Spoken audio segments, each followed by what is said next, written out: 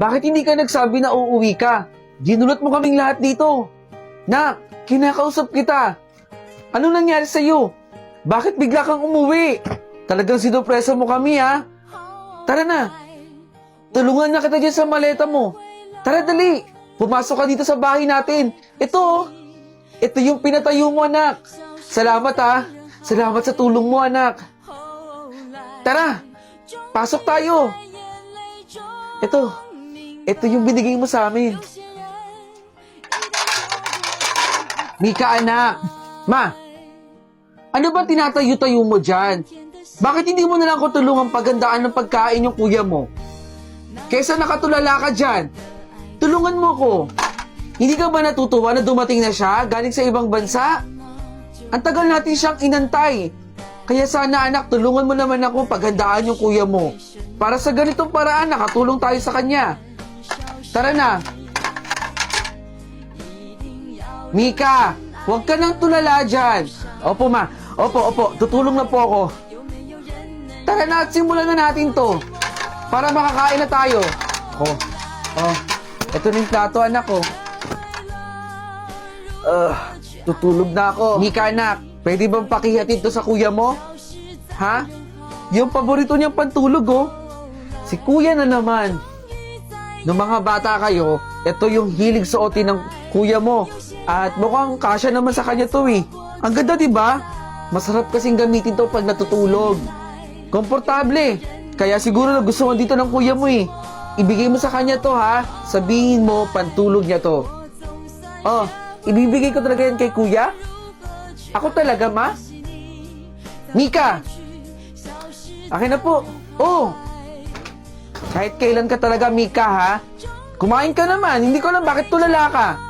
Sige na, ibigay mo na yun sa kuya mo. Matulog na rin tayo. Kuya lagi? Si kuya? Kuya? Kuya! Terry! Bumangon ka na dyan. Anong oras na, oh? Kakain pa tayo dito. Kuya! Asan siya? Mika, nakita mo ba yung kuya mo? Ma, hindi ka naman ba nakainom ng gamot mo? Anong gamot? Anong gamot sinasabi mo, ha? Hindi kita maintindihan, Mika. Ma, ilang taon na pong patay si kuya. Nadamay siya dun sa gera. Doon sa bansa kung saan siya nagtatrabaho. Anong sinasabi mong wala na yung kuya mo? Simula ngayon, ma, ako na ang maghahawak ng gamot mo. Kailangan na mi-maintain mo ang pag-inom ng gamot mo. Kumain na tayo dito. Iinom ka pa ng gamot mo. Hello, ma. Gusto ko na pong makauwi dyan. Nagkakagulo po dito sa bansa kung saan ako nagtatrabaho. Ma! Ma! Ma! Nandito pa pala yung gusto mong damit, oh. Ang ganda talaga tayo, no? Boss, pakibalot na si ate yung damit na yung binibili niya na. Magkano nga ulit yan? Ito ba, sir? 110 pesos na lang po ito. Baka po ito sa Market Maria Apparel. Maganda na po, mura pa. Naku anak, di pa din pala bumababa yung presyo. Tay, huwag na po. Nak, may pagkain pa dito. Sige lang, tay. Kumain lang po kayo dyan. Titirahan na lang kita, ha. Gutom na gutom lang si tatay.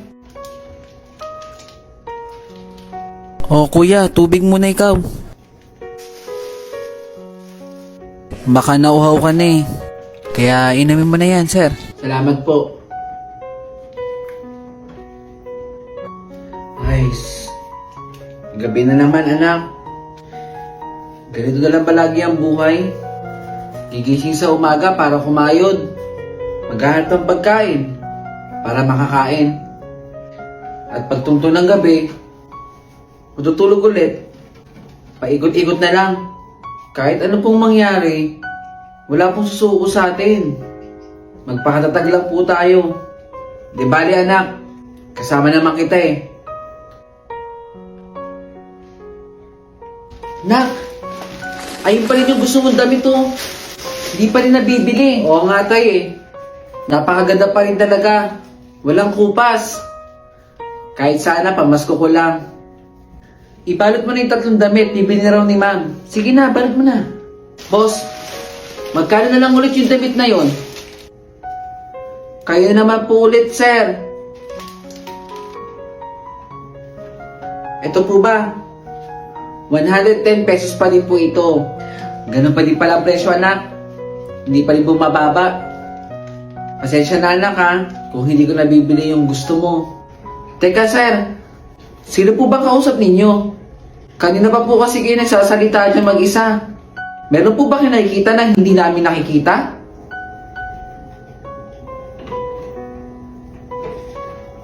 Teka, bakit parang ang asim? Ang baho! Sabi na nga ba, ikaw yun, Joy eh. Bakit ako? Joy, ano bang passion yan? Katiri ka ng araw oh, naka-jacket ka? Bakit? Masama bang magsuot ng jacket? Ang baho mo na kaya, ang asim-asim mo. Tingnan mo yung tsura mo, tagatak ang pawis mo. Ba't pa hindi mo na lang hubarin yung jacket mo? Ano yan, passion? Ang badoy mo naman. Baho, di ba? Hindi ata naliligo to si Joy eh. Joy, kung ako sa'yo, hubarin mo na yan. Ang baho, hindi bagay. Tara na, baka kung ano pang maamoy ko dito. Asim-asim ni Joy. Okay, pakisagot na lahat yan ha. Good morning po ma'am, sorry I'm late. Oh Joy, bakit ngayon ka lang? Alam mo ba yung oras ng pasok natin? Tsaka teka nga, bakit ka ba naka-jacket ha? Alam mo ba yung heat index natin ngayong araw? Sobrang init. Hubarin mo yan, baka kung mapano ka, Joy. Ayoko po, ma'am. Paborito ko po tong jacket na to eh. Tsaka dito po ako komportable, masaya po ako dito. Kahit bata, pwedeng atakihin, ha? Hindi lang matanda. Kaya, Joy, ikaw, hubarin mo na yung jacket mo. Nagpapaalala lang ako. Okay. Gandang gabi, ma. Hoy, Joy.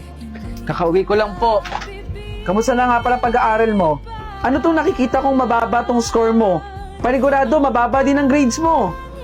Joy, nagtatrabaho kami ni Tito Ruben mo ha, para makapag-aral ka ng maayos at makatapos ka ng pag-aaral. Etong score mo na to, next time gusto ko mas mataas pa dito. Para mas mataas ang grades mo at makaakyat ka man lang sa stage nang masabitan ka namin ng medal. Hindi kami nagtatayo ng pera ng Tito Ruben mo. Ayoko makita ulit to ha. Gusto ko mas mataas pa rito. Tandaan mo yan, Joy.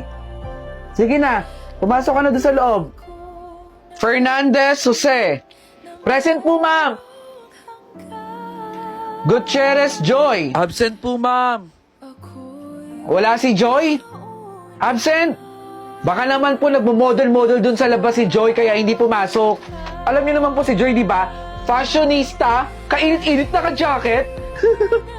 Okay, class, tama na yan. Magandang araw. Dito po ba nakatira si Gutierrez Joy? Tito Ruben, tama na po. Joy? Huwag niyo na po akong saktan. Papasok pa po ako eh. Inaantay na po ako ng teacher ko doon. Taray ko po, Tito Ruben, tama na po. Opo, hindi ko po kayo sasabog kay Mama, Tito Ruben. Ops. Ma, saan galing? Anong oras na? Bakit ka ginabi? Anong ginawa mo? Di ka magsasalita? Galing kasi ako dun sa klase ko, may inaisang po kong project. Aba, sumasagot ka pa. Eh sabi mo po sumagot ako. Huwag mo akong pinipiloso po ha. Pag kayo may nangyari sa inyo, grabe naman mo sobrang higpit ninyo. Para naman po sa pag-aaral ko yung ginagawa ko eh. Hindi kita sa pinaghihigpitan. Anak kita eh. Ginabi lang naman po ako ngayon. Sana naman sundin nyo. Mabuti na lang kung umalis ako dito. Saka na pupunta. Nakakain din dito sa bahay na to. Puro na lang sermon ng magulang. Aba, nilayasan na lang ako ha.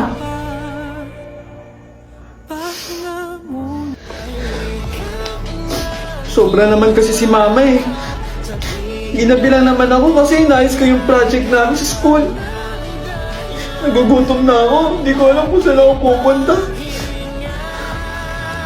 Ate, ano sa'yo?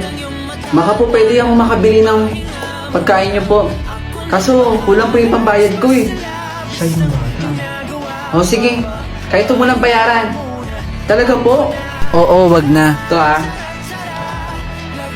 Oh. Ba't alam niyo po yung paborito ko? Nanay ko lang po ang gumagawa sa akin ito.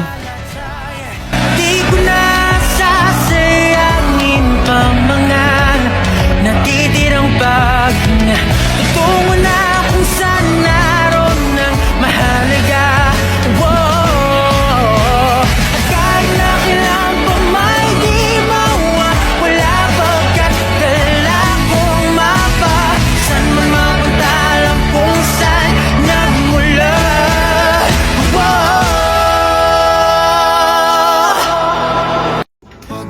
Nak, kain na. Salamat po. Kumain ka ng mabuti ha.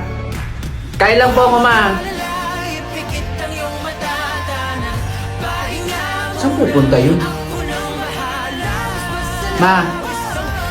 Oh, bakit naman nabilis mong kumain? Baka naman tinatapon mo na yung pagkain, ha? Malilintikan ka talaga sa akin. Hindi po, ma. Kinakain ko po.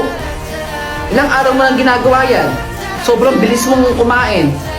Nagtataka na ako sa'yo, ha? Matulog ka na. May merienda pa mamaya. Sige po. Gising ka na pala. Ito merienda mo, Monay. Salamat, ma. Saan pupunta yun? Masundan nga. Huy! Huy! Ikaw na naman. May Monay ako. Hati tayo. Salamat. Sinasabi ko na nga pa, tinatapon mo na sa basurahan eh. Sino yan? Kaibigan ko po.